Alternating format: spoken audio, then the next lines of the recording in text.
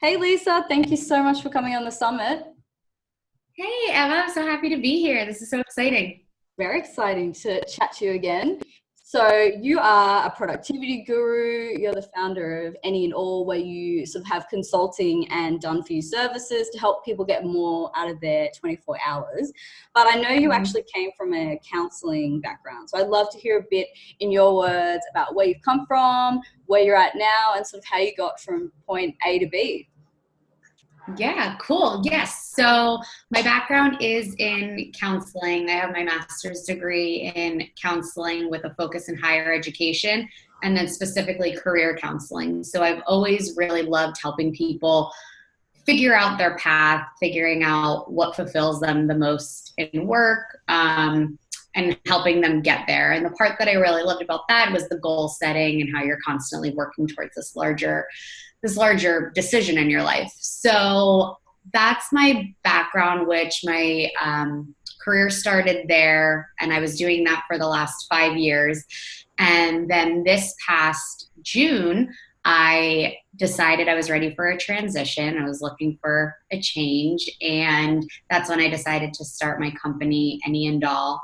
Um, Taking the piece of my counseling background, which is helping people accomplish their goals and the goal setting and helping them organize things in order to make that happen. That's where I really wanted that focus to be. And the population I was working with in my former job was with a bunch of creatives. I was an art and design college, and that was really the demographic that I loved. It was so amazing being inspired by them every day. And I really found myself wanting to be so much more hands on with the projects they were doing. So from there, I looked around and I was like, you know what, I want to work with creatives, small businesses, and kind of expanded it from there to offer more of those organizational services, assisting services, and kind of filling in the gap there. Amazing.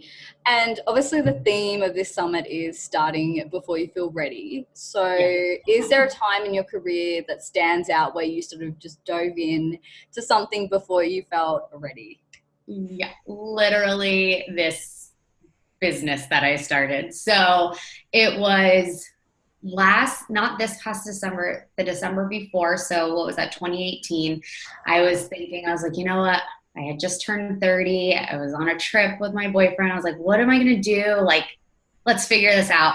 And I came up with this idea, and it was like 4 months later, I had given my notice at work, and I was like, I think it's time for me to move on. I'm going to start my own business. And people were like, oh, where did this come from? And I was like, I don't know. I just decided this and it feels right and I want to do it. So fast forward a few months later, and I left my job and I started my company, and it's been about 7 months now, and I'm doing it, and it's great, and Amazing. it's been the most rewarding decision I've made. So yeah, I definitely did that before I was ready in the sense. Is that a big thing for you? Just sort of following your gut, or like how, like if something feels right, like is that sort of how you know, even if you're never really 100% ready to do something, that it is, the right time to do it?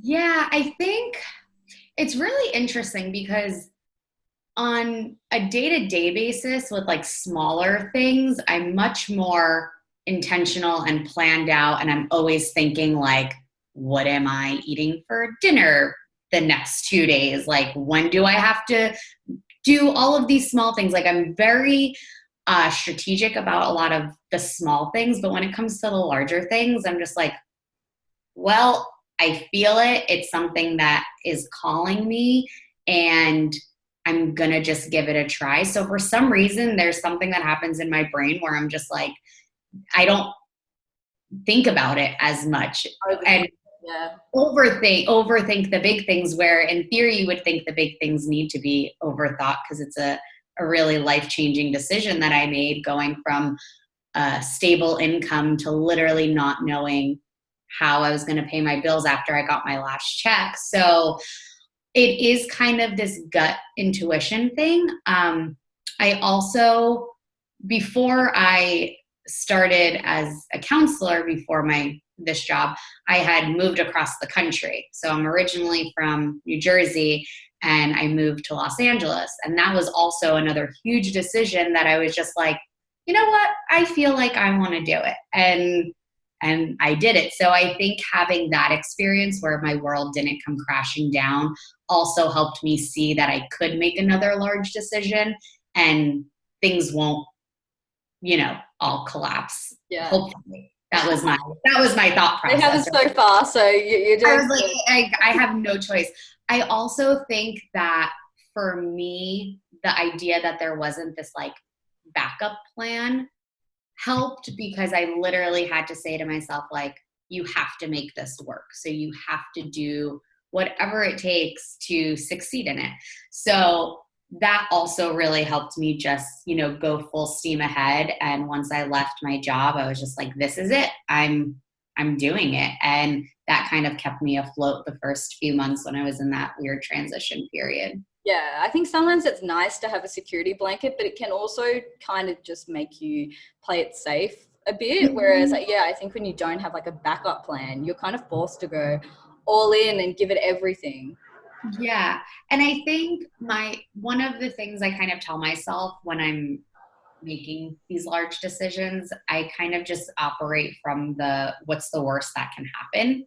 And when I really think about that, I know it's a cliche thing. I'm like, okay, well, what's the worst that can happen? I have to apply for a job. Okay. But that's going to look really great to an employer that I took this initiative and I'm a go-getter and a hard worker, where I left to start my own company. So I kind of just always am seeing the silver lining, or saying like, well, this is going to be part of my story. And now I have a really exciting piece of my story. Like, even when I was moving across the country, I was like, okay, maybe I have to move back. What's the worst that can happen? I move home.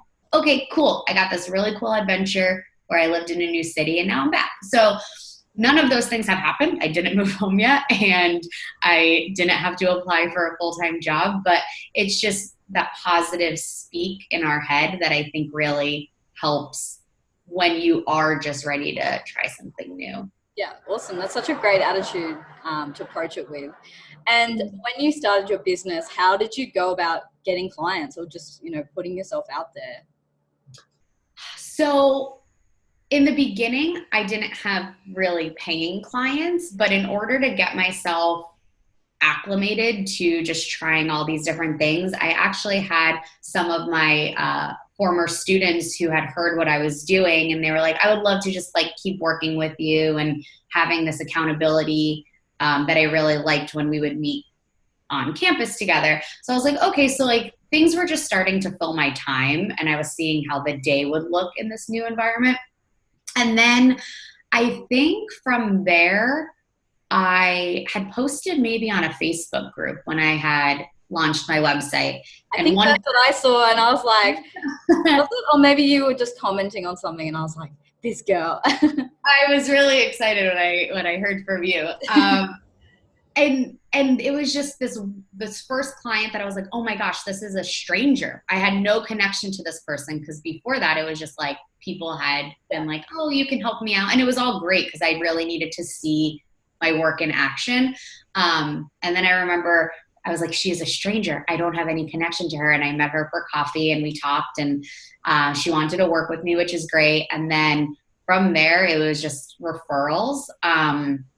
That's been the most successful thing for me, is just word of mouth. And then the Facebook groups too. I've gotten a few clients from there. And it's been snowballing. From there. Yeah. I feel like that's how it works, which is amazing. And the thing that really helped, like when I boil it down, it comes down to relationships and just maintaining relationships with everybody, and the networking piece, even without looking at what you're going to get out of communication with someone. You just never know. Like, I've just met so many people who are like, wait, I know someone who can use you. And then they put me in touch with them. And it's just like, oh, okay, cool. It would be great if it worked. And it would also, okay, if it doesn't work out, that's fine too. But it's really maintaining relationships with people for all different reasons has been really, really valuable to helping me grow as much as I have so far. Yeah, awesome. And have you had to do any things that like really like scared you or put you out of your comfort zone, either in like putting yourself out there in this business or even previously in your career? And how do you psych yourself up for that? How do you overcome fear and just do it? I mean, I'm sure there's a ton of times I was absolutely terrified. Me and my curveball questions. I'm sorry.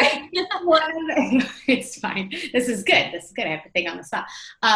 Honestly, I do think one of the first times I was asked to be on a podcast was one of the times I was most nervous because I had just started my business and I was like, okay, I really have to like sell myself and be on it. And I never was in this situation before. And I remember trying to prepare as much as I could. And I was like psyching myself out for it. But again, it really came down to positive self-talk where I was like, okay, I know my story. Any question they're going to ask me, I've lived that experience. Like I can talk about it. I get to have the control over my narrative basically. And I used it as a moment to challenge myself. I'm like, okay, you can really work on public speaking and like, what's the worst that can happen? Nobody likes the episode that you're on. Okay. So, it just like, it really comes back to the positive self-talk for me. And thankfully I haven't crashed and burned yet. Yeah, definitely not. And you seem to have like a real like growth mindset. Like you seem to approach things with the thing that like it will be a lesson if nothing else, or a cool experience rather than being like, if it doesn't go like perfectly well, then like everything's a failure. So I think you have a really great approach to that. Thank you. And it's weird too, because when I hear you say that, I don't know if I always think that about myself, because there are certain areas where I do like having control and I like having things being perfect. But for some reason, when I think about it, I'm like, well, when things are very obviously outside of my control, I'm like, okay, let it. I literally can only do what I can do at this point. And I just want to have a cool story, like I'm just like always looking for these anecdotes where I can, tell someone and it could become a cool fact. And yeah, I think there's like a quote or something, or even a diagram. It's like successful people focus on this little thing where it's like what you can control and they don't worry about the things you can't control. And it's like putting your energy into like, I feel like you seem to be like the details of things, like very detail oriented, but like, not so much fretting about the things that you can't actually control, which is, saves yourself a lot of stress and anxiety, I'm sure. Yeah. Anyway, we can cut that out. I'm like, just decrease it a bit, right? Exactly. So let's talk about productivity and systems and accountability, all things. My favorite. All for that. What is actually my question? Well, first of all, tell us a little bit about how the different ways that you actually work with clients. So one of the things I offer is productivity consulting. So what that looks like right now is a month-long program where I meet one-on-one with you. We take a look and assess your current systems, good habits, things you want to change, where you want to grow. And I work with you to implement different strategies, tips, actually putting together a schedule that you can work alongside of. Also, it's very collaborative because just because I think that the schedule might work for you, you're the one living the schedule. So I can't be like, do this. And you're like, it doesn't really work that way. So it is a very collaborative program where aside from actually creating that structure for you, I'm holding you accountable to trying to be successful in using this new system to establish better routines. So we have a long, assessment so I can get to know you. We do check-ins, accountability check-ins, and then wrap up to kind of assess how you've grown. So that's one of my favorite ways of working with people, because I think it's something that once our work is done, you get to have this new way to bring into your everyday life that's hopefully helping you manage your time and maximizing your time for years to come without me being there. So that's one of the things I offer. And then I also help clients with virtual assisting, project management, email management. So basically anything that's kind of helping take those support tasks off your plate, because a lot of people don't like to do that. And I really like to do that because that's how my brain is organized a bit. So that frees up a lot of their time to then focus on the more creative, fulfilling parts of their jobs. Awesome. And so obviously you work with a lot of creatives, entrepreneurs, all different types of people. What do you see as some of the biggest obstacles, like mindset blocks, that stop people from setting up systems that work for themselves? Like, is it too busy? Is it being like, it's like, this isn't a priority? Yeah. Like what do you think it is? I think there's a few different reasons, because I do work with different types of people. So a few that I've seen are, one, just the way we organize information. So because I work with a lot of creatives, their brains operate in a much different way than mine, which is a bit more linear systems, much more compartmentalized, which I think that's why we have a good collaboration. So part of that, with that being said, they just don't know where to start and how to kind of anchor those pieces. So it just automatically feels like the super overwhelming, large, grand task, that what I think helps there is just breaking it down into smaller pieces for them and really helping them see, we're not going to use language like, you have to create a whole new system for your workflow. It's like, what does that even mean? It's like, okay, what is one area that you really struggle with? What can we do to help make that flow a little bit better? And we really break it down piece by piece and implement them and see kind of what happens as a result from adding in different systems periodically. So that's kind of one thing, just how large of a project it can seem to be. The other thing is, the busyness. It's very hard when you have a ton of work to do to find the time to like do something that feels like it's not going to immediately benefit you, but kind of telling yourself like, okay, once I get these systems in place, things can be more automated. I could, start reaping the benefits within the next day or two once I have the systems in place. So I think just like making people see that it is actually a priority to do it sooner rather than later, because then the projects become so much bigger because you have this much bigger mess to clean up. So that was actually one of the biggest things that I focused on a lot when I was setting up my business. I wanted these systems in place. And then I realized I was like, well, I don't really know what systems I need yet. So it's kind of a blend of both. You have to kind of see how you work and then pause yourself and be like, okay, now that I know what I need, let's put a system in place. But if you're starting from a blank slate, you kind of don't know what you need yet. So yeah, it's kind of finding that middle ground where you're not too far deep, but then you also have an idea of what you need. And they can always outsource it to someone like you. Like even if they are too busy, like there's no shame in getting some help with it.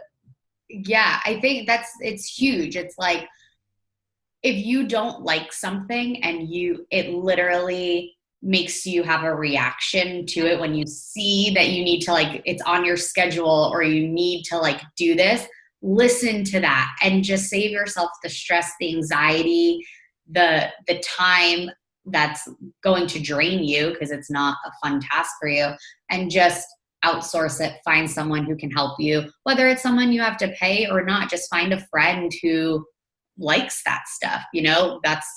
That's what I told my boyfriend. I would see he was struggling with, organizing his inbox and emails and stuff. I'm like, let me just help you do it. Why are you stressing out? I'm like trying to get my hands in there. I'm like, get out of the way. Like, no, give me your login. Now I'm totally immersed in there, and now he's a full-blown client. So yeah, I got my way anyway. Yeah. But yeah, I think the outsourcing piece is a really important thing to mention, because why make our lives harder? If you don't like something or you're not good at it either, there's someone whose job that is. Yeah.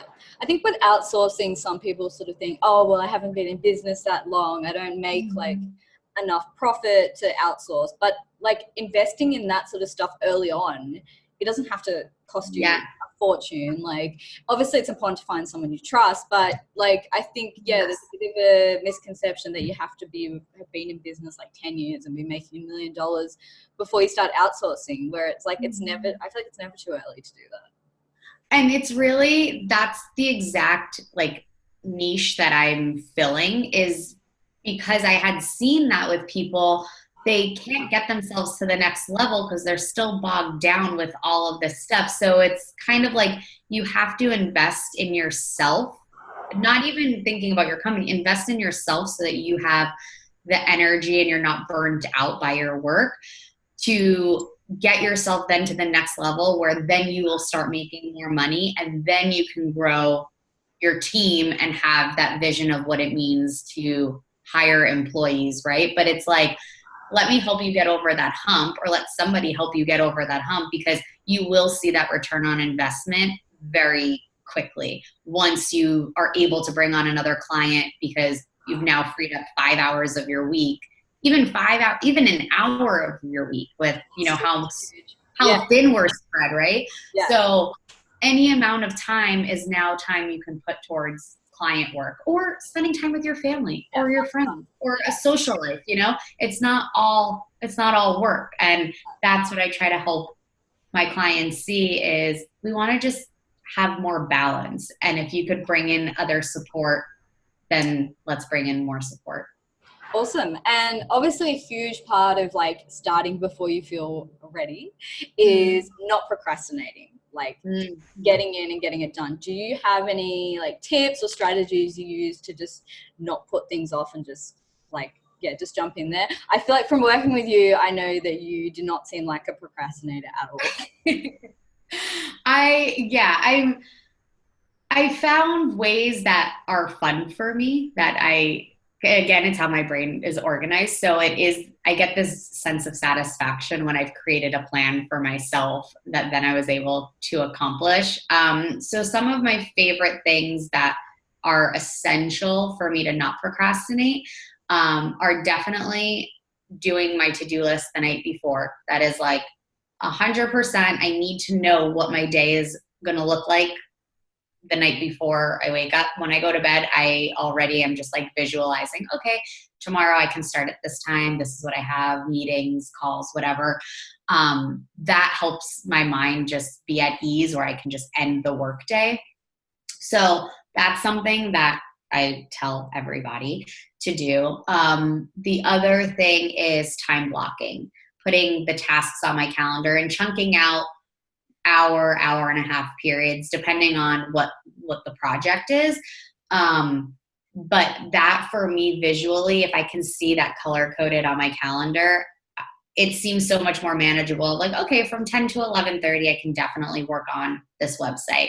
That's easily, that's not that much time. And then I can get up, do a walk around or grab a snack, whatever I need to do, and then jump back into it.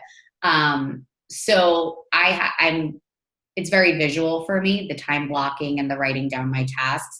And that pretty much helps me stay on track. Yeah, it's such a huge thing, just knowing what you're going to work on, because otherwise your brain is just like, it just gets way too overwhelmed. Because like, I could do this, I could do that, but I'm just going to do nothing because like, I don't know what's priority. Yeah. Then you're just paralyzed by the idea of there's all these things you could do. And then it's the question of, well, what's the most important? And I think that is something that is helpful to do outside of, I guess you could call it the work day, but it's like towards the end of your day, because we want to kind of sign off when we're done working.